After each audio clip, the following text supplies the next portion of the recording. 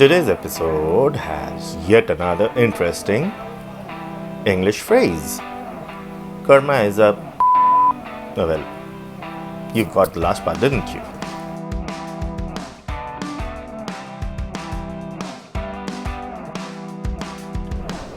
Personally, I can recall numerous instances in my life when this phrase just came to life. The funniest ones were from my school days. We would play football in the fields during the rains. Inevitably, someone would slip and the others would laugh.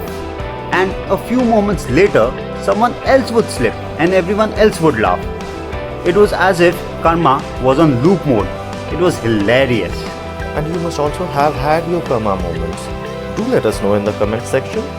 The idea of karma has been the basis of science and pop culture alike. Be it Justin Timberlake singing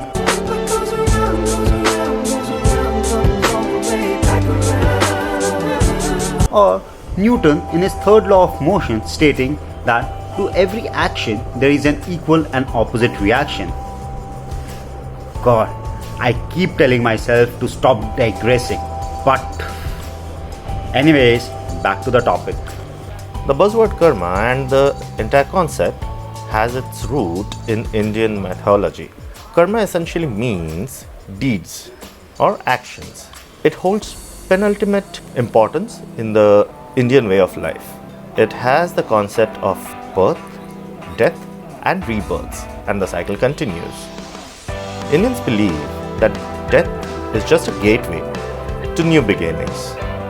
In the rebirth, it'll depend what and how your deeds were in your previous lives, and that depends what kind of a rebirth are you going to have.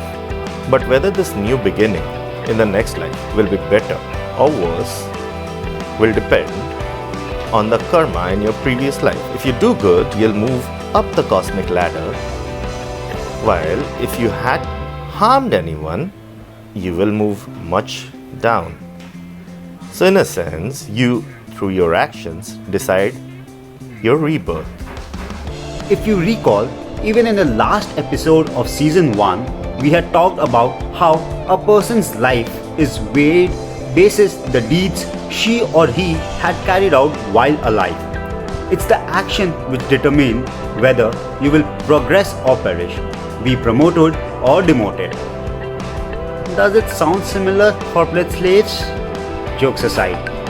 As per Indian mythology, the ultimate aim of living multiple virtuous lives is to break free from the bond of karmic judgment and achieve moksha, that is, liberation from the cycle of birth, death, and rebirth. Is karma the ultimate truth?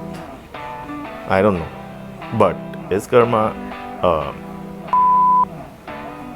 you decide.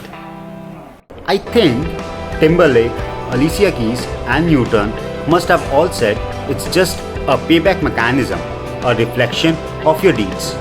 Do good and get good, and vice versa. Let us know what your thoughts are on the topic. It would be really fun.